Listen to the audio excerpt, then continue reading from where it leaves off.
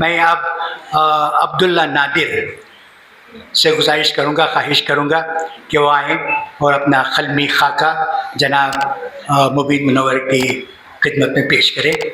عبداللہ نادر۔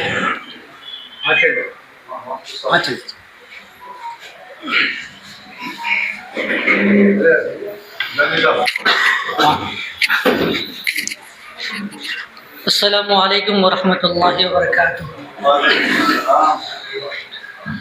محترم حاضرین و سامعین، الحمدللہ آج ادارہ محفل کی جانب سے چوتھا تہنیتی اجلاس منعقد ہوا، جو ہمارے ریاست کے مایہ ناز شاعر اور نعت گو اور ادیب مبین منور صاحب کے اعزاز میں ان کی تہنیت میں اجلاس آج منعقد ہوا ہے۔ مجھے خوشی ہے کہ میں نے حسب معمول اپنا قلمی خاکہ مبین منور صاحب پر بھی لکھا ہے، آپ سماعت فرمائیں۔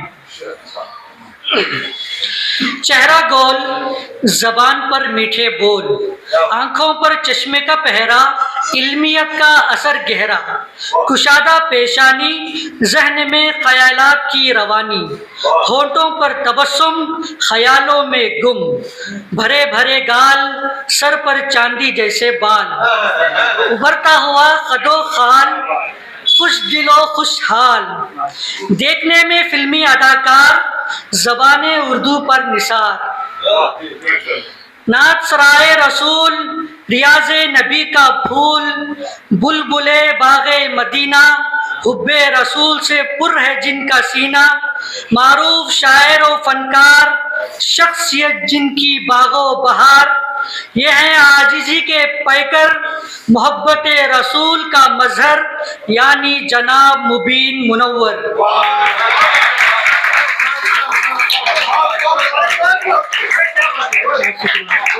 بہت شکریہ۔ مبین منور 1948 کو پیدا ہوئے، ٹپٹور ضلع ٹمکور میں مسکرائے۔ والد کا روسائے شہر میں شمار تھا، گھر کا ماحول نہایت خوشگوار تھا۔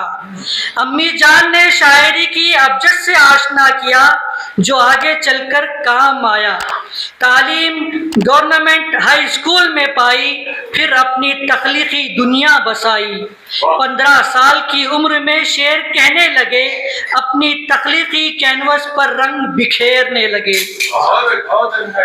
شاعری کی مختلف اصناف سے گلے لگایا، اسد اعجاز کو استاد بنایا۔ بنگلور، ممبئی اور مدراس کی خاک چھانی، زندگی میں کچھ بننے کی ٹھانی۔ فلمی دنیا میں قدم رکھا، اپنوں کی محبت کا بھرم رکھا۔ خالی اوقات میں کتابوں سے استفادہ کیا، علم میں اضافے کا اعادہ کیا۔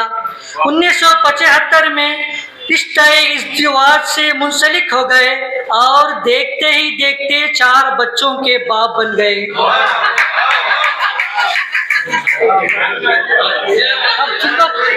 جو مجھے ریکارڈ ملا ہے کتاب میں، اس کے حساب سے 4 ہی تھے، اپڈیٹ میں نے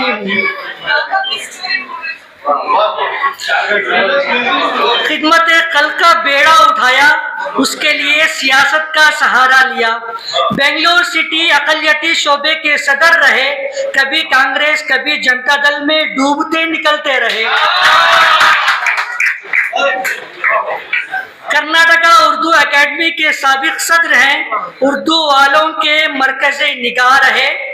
انجمن ترقی اردو کرناٹک اور نعت اکیڈمی سے وابستہ ہیں، جہان اردو میں اپنے حصے کی شمع روشن کر رہے ہیں۔ پہلا شعری مجموعہ راز مبین ہے، جو پڑھنے کے لیے بہت حسین ہے۔ دوسرا شعری مجموعہ متاع مبین ہے، جو دراصل جان مبین ہے۔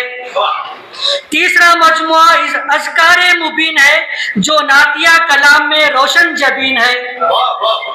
اپنی تخلیقات پر انعامات پا چکے ہیں، کئی اداروں سے اعزازات پا چکے ہیں۔